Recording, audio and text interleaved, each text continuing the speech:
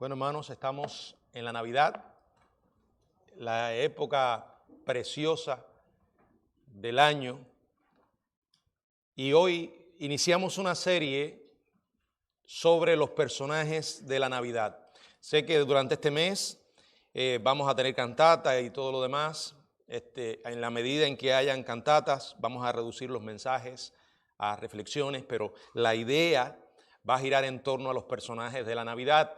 Y hoy quiero comenzar tomando a José y a María y un evento que aparece muy unido en sus vidas, que es el nacimiento virginal. El texto en el que nos estaremos apoyando está en Mateo, capítulo 1, del 18 hasta el 25, donde se tuvo la lectura devocional. Vamos a orar. Padre, gracias por la bendición de estar en este lugar y traer tu palabra.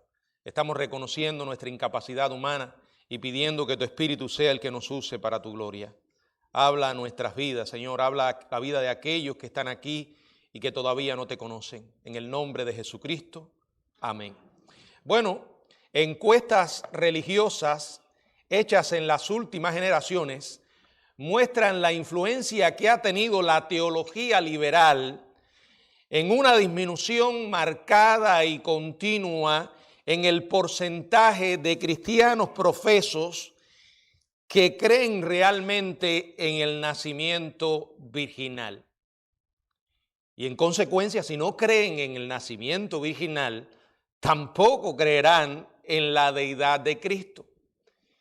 Y cabe entonces la pregunta: ¿por qué alguien querría ser, diciendo que es creyente en Jesucristo, ser identificado con una persona que, si el juicio que tienen de él fuera correcto, debió haber sido entonces engañado o el más grande engañador o embaucador que ha existido en la historia humana? Ya que los 4 evangelios enseñan explícitamente que Jesucristo se consideró a sí mismo alguien más que un hombre. Por el resto del Nuevo Testamento y los registros históricos, especialmente el historiador Josefo, sabemos que Jesús, sus discípulos y toda la iglesia primitiva sostuvieron que él no era otro que el divino Hijo de Dios. Incluso sus enemigos sabían claramente que él había afirmado tal cosa. Por eso trataban de matarlo, de destruirlo, y lo acusaban de blasfemia. Y él dice: ¿por qué me queréis matar? Porque tú, siendo hombre, te haces Dios. Le respondieron sus enemigos.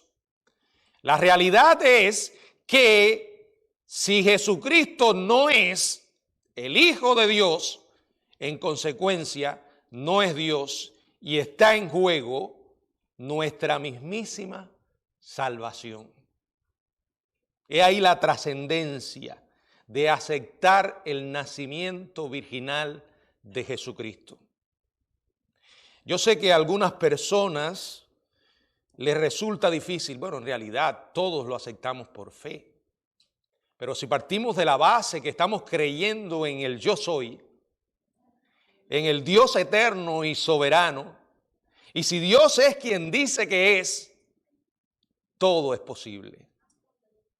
El relato de Mateo nos presenta a José y a María, 2 personajes, digamos, lo esenciales de la Navidad. Y alrededor de ellos la concepción divina de Jesús, que es presentada de una manera directa y sencilla.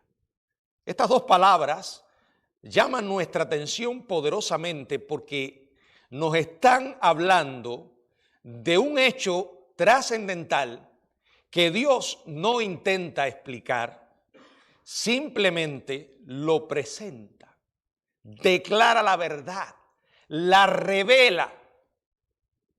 Es cuestión del hombre aceptarla o no. Aquí se presenta como historia, pero no se pudo conocer de otra manera si Dios no lo hubiera revelado. Repito, es el nacimiento virginal esencial para la encarnación de Cristo. Dios hecho hombre. Y después de haber establecido el linaje humano de Jesús como descendiente de David, en Mateo capítulo 1, ahora en los versos del 18 al 25 nos presenta su linaje divino. Y hay 5 verdades sobre el nacimiento virginal de Cristo. Cuando hablamos de nacimiento virginal, es que Jesús fue concebido por el Espíritu de Dios. No nació de un padre humano. Fue un milagro, simplemente un milagro.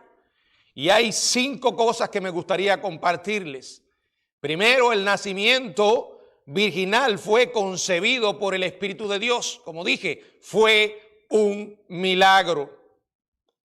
Y si Dios es quien dice que es, todo es posible. Seamos honestos, hay muchas cosas de la Biblia que no podemos explicar.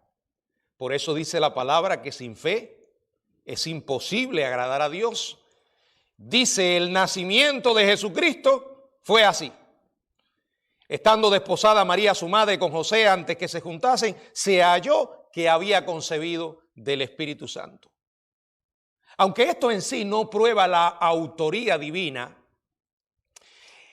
el mismo hecho de que la concepción divina de Jesús se relate, se presente en un solo versículo, al menos a mí me dice que esto no fue fabricación humana. No es característico de nosotros, los seres humanos, tratar de presentar o describir algo tan trascendental en tan poco espacio. Miren hoy, cuando sucede algo extraordinario, un suceso que sacude al mundo y los periodistas se hacen eco de la noticia, ¿cómo la publican? Hablan y mientras más información presenten, mejor. O sea, tenemos una inclinación a expandir, elaborar, tratar de ofrecer todo detalle posible. De hecho, se ha comprobado que cuando las personas están mintiendo, hacen precisamente esto. Los expertos en lenguaje corporal dicen que cuando alguien está mintiendo, una de las cosas que hace es que intenta ofrecer mucha información, como para tratar de convencer. Nosotros expandimos, elaboramos, damos detalle. Mateo sigue dando en este pasaje información relacionada con el nacimiento virginal, pero el simple hecho de que lo presente, comenzando en ese verso 18, en una frase introductoria, es algo poderoso. Fíjense, 17 versículos se dedican a la genealogía humana de Jesús, pero solo un verso a la genealogía divina. Está relatando un milagro. El hecho de que el Espíritu de Dios, en un acto milagroso y exclusivo, vino sobre María e hizo que en su vientre se concibiera una criatura. Una historia de fabricación humana no se habría contado así. María, una mujer piadosa, sensible, obediente a la voluntad de Dios, recibe un anuncio de parte de Dios a través del ángel Gabriel, que sería la madre de el Hijo del Altísimo, un instrumento. Solo sería eso, María. María también fue creyente. Ella se pregunta cuando recibe la noticia, ¿cómo será esto? Pues no conozco varón. Lucas 1:34. pero no dice la palabra que ella cuestionó que el ángel fuera enviado por Dios o que lo que dijo no fuera verdad. Es posible que José y María en este momento de la historia fueran bastante jóvenes cuando se comprometieron. A menudo las muchachas se comprometían siendo muy jóvenes. Era una costumbre de la época que a los 12 o 13 años podía suceder. Los muchachos, cuando alcanzaban un poco más de edad, por costumbre judía, un compromiso de matrimonio significaba más que un compromiso en el sentido moderno.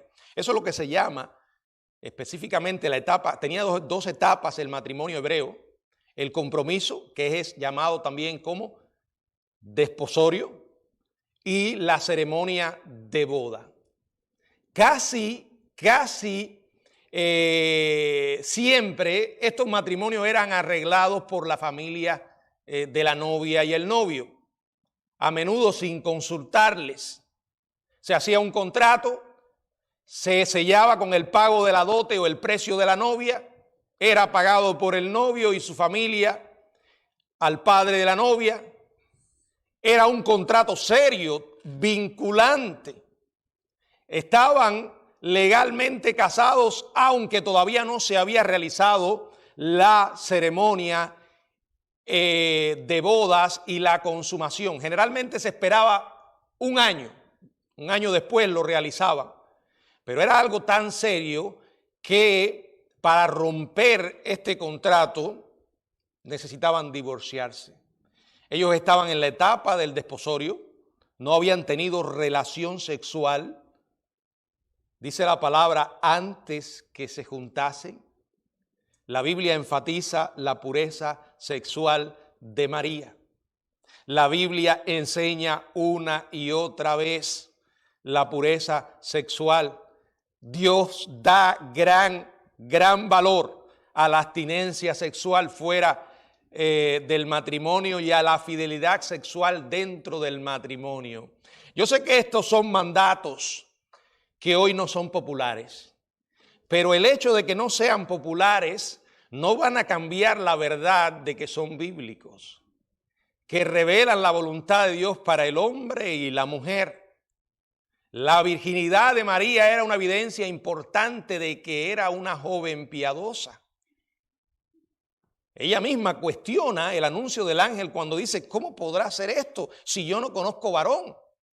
O sea, eso es un testimonio que la protege contra las acusaciones que tuvo que soportar de que Jesús había nacido de otro hombre.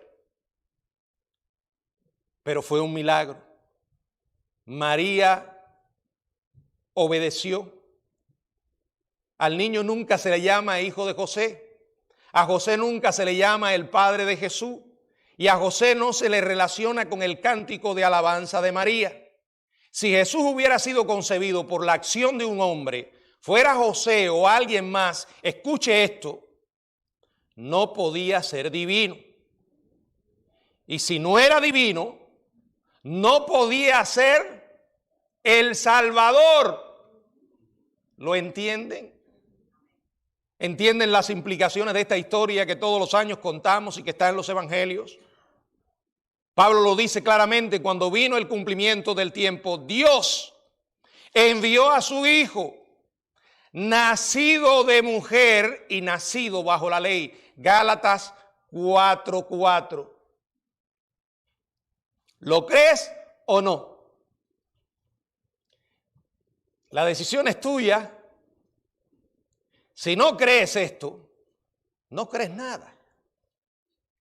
Y alguien diría, bueno, ¿por qué Dios no nos explicó cómo se produce? El problema de esto es que a nosotros nos encantan los detalles y nos sentimos cómodos mientras mayor información manejemos. Pero cuando estamos hablando de milagros, obviamente la concepción de Jesús por parte del Espíritu Santo es un milagro, es un misterio. Piénselo de esta manera, si aún Dios hubiera querido hacerlo, ¿cómo podía habernos explicado en términos que pudiéramos comprender el modo en que tal mezcla de lo divino y de lo humano se pudo lograr. No podíamos haber imaginado esa condición más de lo que podemos imaginar acerca de lo que dice la palabra, que Dios creara el universo de la nada. Con su palabra dijo y fue hecho. Que Dios sea una persona, o sea, que Dios sea tres personas en una. Que Él otorgue una naturaleza espiritual totalmente nueva a aquellos que confiamos en Jesucristo como nuestro Señor y Salvador. Tenemos que aceptar tales asuntos por fe. Y esperemos a que lleguemos al cielo, cuando veremos a nuestro Dios cara a cara. Y conoceremos exactamente como hemos sido conocidos por completo. Necesitamos aceptar ese hecho por fe. De hecho, usted no puede ser salvo si no lo acepta. Uno de los puntos del mensaje del Evangelio es que Cristo es Dios. Si no hubiera sido Dios, su sacrificio habría sido ineficaz. Fue Dios como fue hombre. Él estaba en aquella cruz pagando por nuestros pecados. El Cordero de Dios perfecto, suficiente, vino a hacer algo que usted y yo no podíamos hacer. Era necesario que fuera hijo de Dios. Al creer esto, después de arrepentirnos y poner la fe en Él, somos salvos. ¿Y qué es la salvación? En términos de Jesús a Nicodemo, nuevo nacimiento. En otros términos teológicos, regeneración, conversión, en fin, el milagro mismo de la salvación. Segundo, el nacimiento de Jesucristo fue confrontado, verso 19 y verso 20. José, su marido, como era justo y no quería infamarla, quiso dejarla secretamente. Pensando él en esto, he aquí un ángel del Señor le apareció en sueños y le dijo: José, hijo de David, no temas de recibir a María tu mujer, porque lo que en ella es engendrado del Espíritu Santo es. Acuérdense que ellos estaban comprometidos. No se habían unido todavía carnalmente. Pero José era marido de María. María era mujer de José. Pero este era un hombre justo. Cuando hablamos de que era un hombre justo, es una palabra que nos está diciendo: José era un hombre creyente en Cristo. O sea, creyente al estilo del Antiguo Testamento, en la esperanza de un Mesías que vendría. Era un hijo de Dios. Y como justo, a pesar de que tenía sus dudas, sus preguntas, el amor que sentía por María era mayor. Y estaba dispuesto a hacer lo correcto sin provocarle daño a la mujer que amaba. La ley exigía que una mujer que adulteraba debía morir, pero este hombre quería hacer la separación de ella de una manera discreta. No veo a un José iracundo, no veo a un José resentido, no veo a un José amargado, porque estoy ante un José convertido. Alguien que amaba a Dios con todo su corazón y también a María. No quería infamarla en público, poniendo su pecado en la boca de todos. Bueno, en realidad todos andaban hablando, pero él no quería contribuir a esto. La amaba y quiso dejarla secretamente, aunque al poco tiempo todo el mundo se hubiese enterado que el matrimonio no se habría materializado, al menos María estaría protegida y viviría. Estaba en esa lucha. Trate de ponerse en el lugar de José. Si a nosotros a veces en nuestra naturaleza humana nos cuesta aceptar el hecho, imagínense a él viviendo esa experiencia. Necesitaba algo especial. Y eso llegó, una revelación de Dios en sueño, que llegó a calmar sus temores. Un ángel del Señor que le dice: José, hijo de David, no temas de recibir a María tu mujer, porque lo que en ella es engendrado del Espíritu Santo es. Este versículo recalca el carácter sobrenatural de todo el suceso. Son palabras que confirman el origen divino de Jesús. Son palabras que sientan la base para el futuro sacrificio que experimentaría aquel que vino a nacer para morir. Vino a nacer para morir por nosotros, el Salvador. Es entonces cuando el nacimiento que se va a producir es aclarado, verso 21. Y dará a luz un hijo, y llamará su nombre Jesús, porque él salvará a su pueblo de sus pecados. Jesús es una forma del hebreo Josué o Josuá, el significado básico del cual es Jehová salvará. Allí nacería un Salvador. Alguien que vendría a dar solución al mayor problema que tenemos los seres humanos. Y ese problema se llama el pecado. Tu mayor problema no es el lugar donde vives. Tu mayor problema no son las personas que te rodean. Tu mayor problema no es la persona con la que te casaste o los compañeros con los que trabajas. Deja de engañarte mirando en la dirección equivocada. La primera mirada la tienes que dar ¿a dónde? A tu propio corazón. El problema está en ti y está en mí. Tenemos un corazón malvado.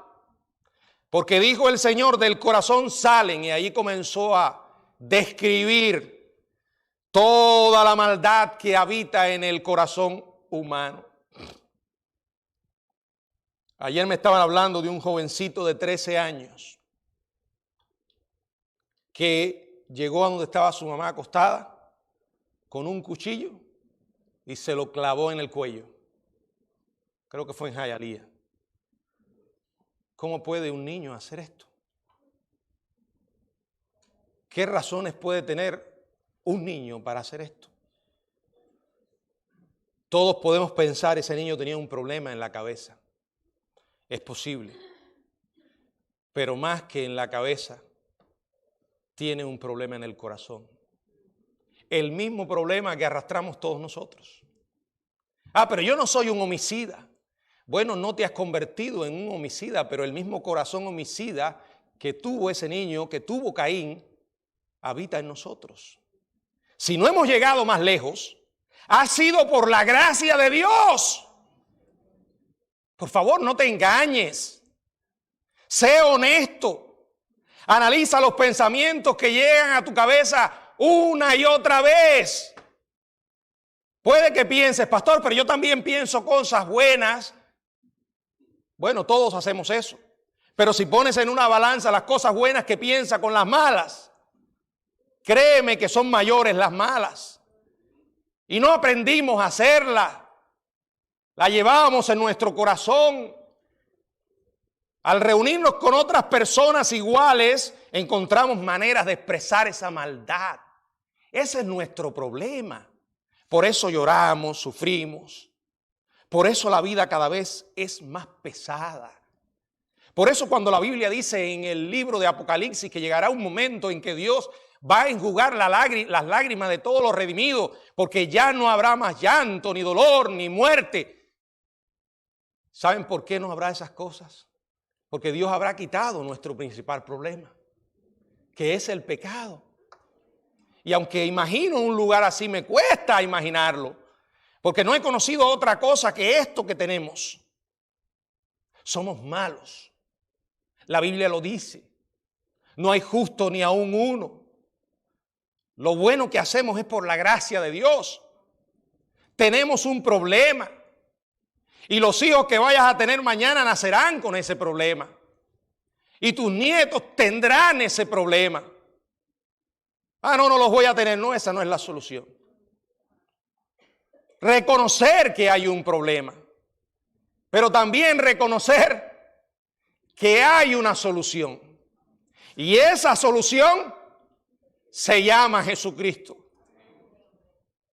Era el cumplimiento de un evento que había sido profetizado.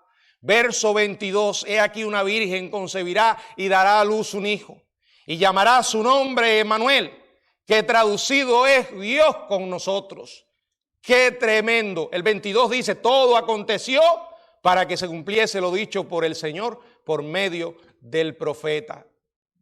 La frase para que se cumpliese es muy usada por Mateo con el fin de indicar que lo que estaba ocurriendo era el resultado de muchas profecías. Era el resultado del plan de Dios. El medio por el cual Dios salvaría al hombre. Y fíjense, nacería de una virgen siendo hijo de Dios. Y se llamaría, ¿cómo? Yo escuchaba a Edward en la mañana hablar sobre esto y me conmovía. Pensar en eso. En que el Dios del universo,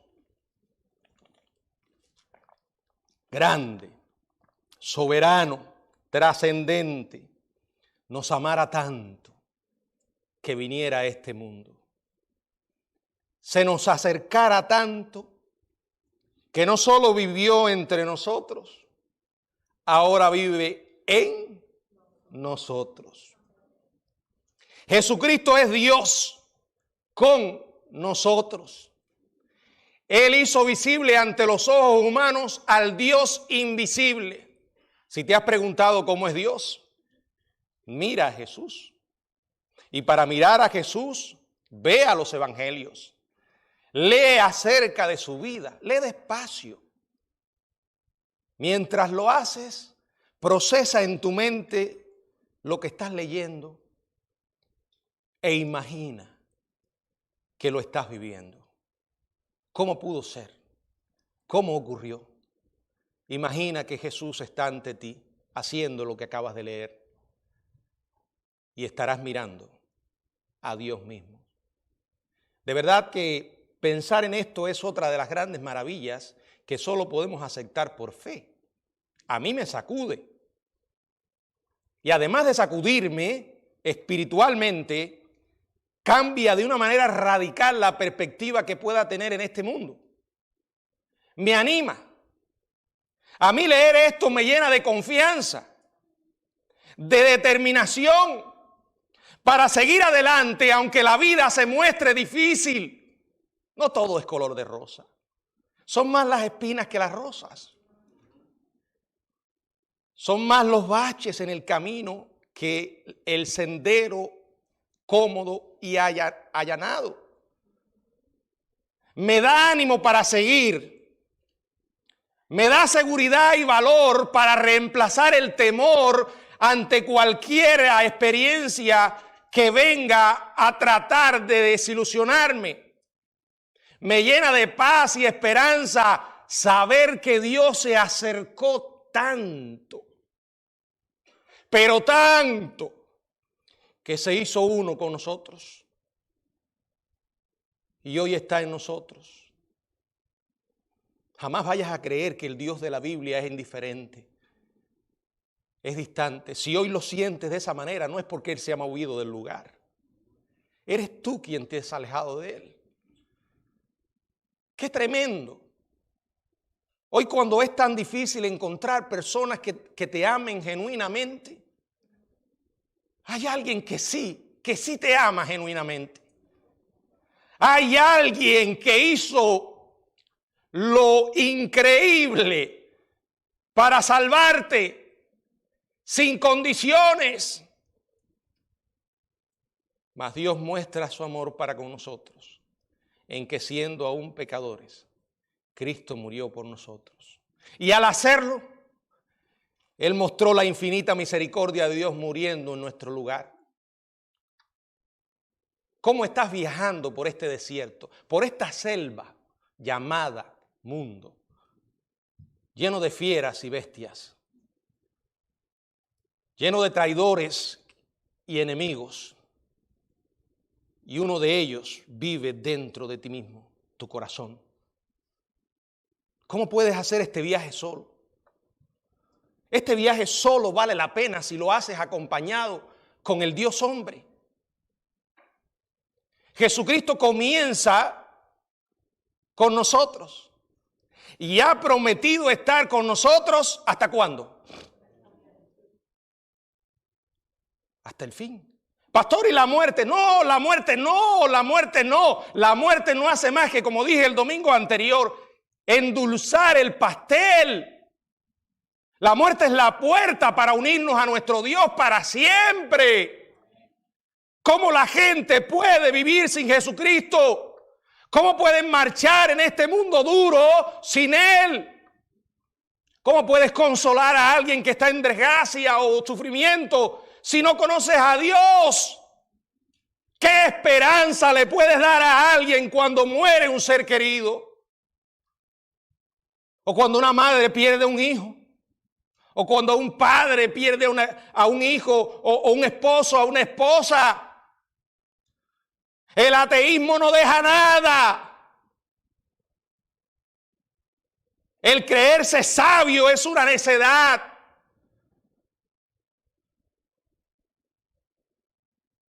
¿Cómo pueden vivir? Ayer leía cómo estará el mundo dentro de 50 años. Es una colección de artículos escritos por todo tipo de personas en el campo de la ciencia y otros. Y ahí estaba uno de Richard Darwin, creo que es el gran ateo. Y comenzaba diciendo, yo espero que de aquí a 50 años el alma, ese concepto religioso del alma, sea destruido por la ciencia. Porque creer en un Dios personal y creer en una parte espiritual en el individuo no es más que una locura. Busqué la biografía inmediatamente de este hombre en Wikipedia. Se había formado, había ido a las iglesias, le habían enseñado la fe. Un día decidió que eso no era para él. Y comenzó a estudiar todo lo que pudiera para negar a Dios. Hoy es un ateo muy renombrado que se dedica a esparcir su veneno cada vez que tiene una oportunidad. Ya pasa de los 80 años. Un día, este sujeto va a comprobar como una experiencia personal que todo lo que estuvo enseñando fue un gran error. El ateísmo es veneno porque mata lo espiritual. Por eso los gobiernos comunistas han hecho tanto daño en el mundo. Por eso el comunismo es tan venenoso. Te matan la esperanza. ¿Y qué te dejan? Nada. Te dejan sin esperanza. Mientras que aquellos que creemos en Jesús, bendita esperanza. La palabra de Dios dice que al final se produjo el nacimiento. Verso 24, y despertando José del sueño, hizo como el ángel le había mandado y recibió a su mujer. Pero no la conoció hasta que dio a luz a su hijo primogénito y lo envolvió en pañales. José, qué tremendo José. Si usted me dice qué es un cristiano, me pregunta qué es un cristiano, es alguien obediente. Y es alguien que obedece aun cuando no es fácil. Mire a María.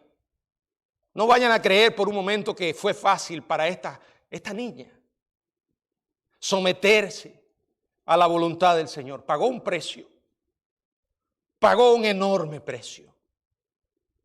No habían redes sociales, teléfonos celulares, pero si en aquel momento ya estuviera el internet, imagínense a María por todas las redes sociales.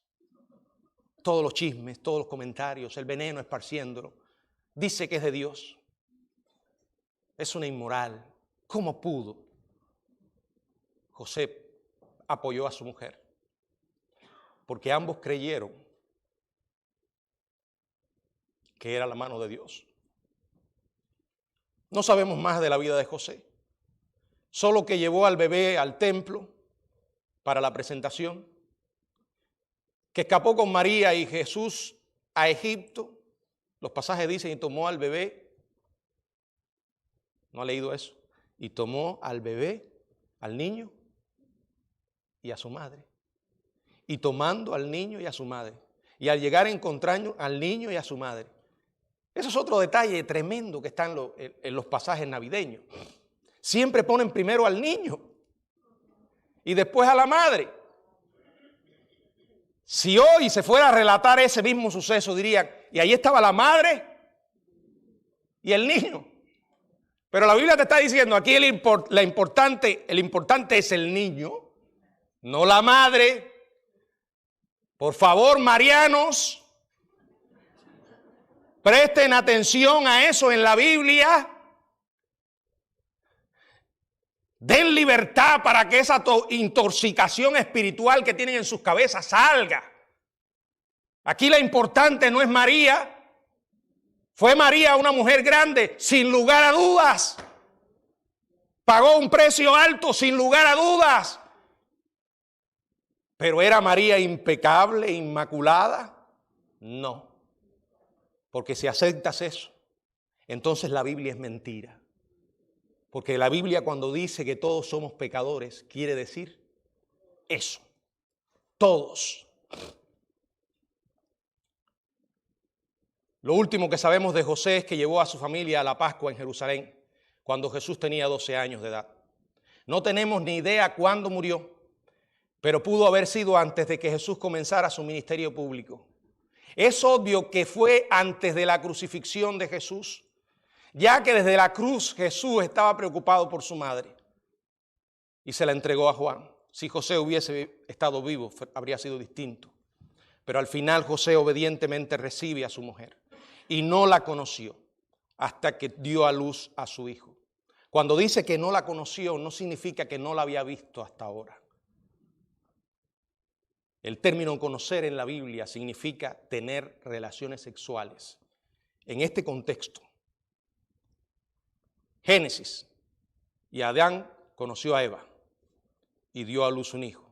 Y Adán conoció a Eva. Conocer significa que tuvieron intimidad sexual. Pero esto no se produjo hasta que María dio a luz a su hijo. María permaneció virgen hasta que dio a luz a su hijo. Luego pudieron consumar su relación. No. María permaneció virgen después del parto. Qué fácil es delirar en cuestiones necias. Sobre todo cuando, si eso es cierto, José estaba con una mujer que amaba. Estuvo dispuesto a esperar que tuviera aquel hijo del Creador. Y después, el Creador puso una carga más pesada sobre José y le dijo, no puedes tocarla. Ahora van a vivir como hermanos. María y José fueron hermanitos. Miren, la promiscuidad sexual es pecado. El adulterio, la fornicación, pero el sexo dentro del matrimonio es santo. Y por cierto, no es resultado del pecado. Una vez conversé con una persona y en medio de la conversación me dice eso. Era una persona casada. Cuando me dijo eso, lo primero que me vino a la mente, pobre matrimonio. Porque si usted se casa pensando que las relaciones sexuales son pecaminosas, eso va a ser un gran problema. No, el sexo Dios lo creó antes que el hombre pecara. Y Dios no privó a María y a José de esa intimidad. ¿Por qué? Porque la Biblia menciona en varios pasajes que Jesús tuvo hermanos y hermanas. Yo no se los voy a leer ahora, pero los voy a mencionar. Mateo 12:46, Mateo 13:55 y 56, Marcos 6:3. Pero los fanáticos desquiciados, los idólatras, no se dan por vencidos. Ellos cogen estos textos. No, no son hermanos. Eso significa que eran primos. ¿De verdad? Como acto final de obediencia a la instrucción de Dios por medio del ángel, dice la palabra que José le puso por nombre Jesús, el Salvador que vino a morir. Miren, el nacimiento sobrenatural de Jesús es la única manera de justificar la vida que llevó. Imagínense ahora, bueno, esto dicen que ocurrió, que un escéptico, uno que negaba el nacimiento virginal, se acercó a un cristiano y le dijo, a ver, si yo te digo que por ahí nació un niño sin padre humano, ¿me creerías? Y el cristiano le respondió, sí, siempre y cuando ese niño viviera como Jesús vivió. La mayor evidencia externa del nacimiento sobrenatural y de la deidad de Jesús fue su vida. Él vino a morir por nosotros.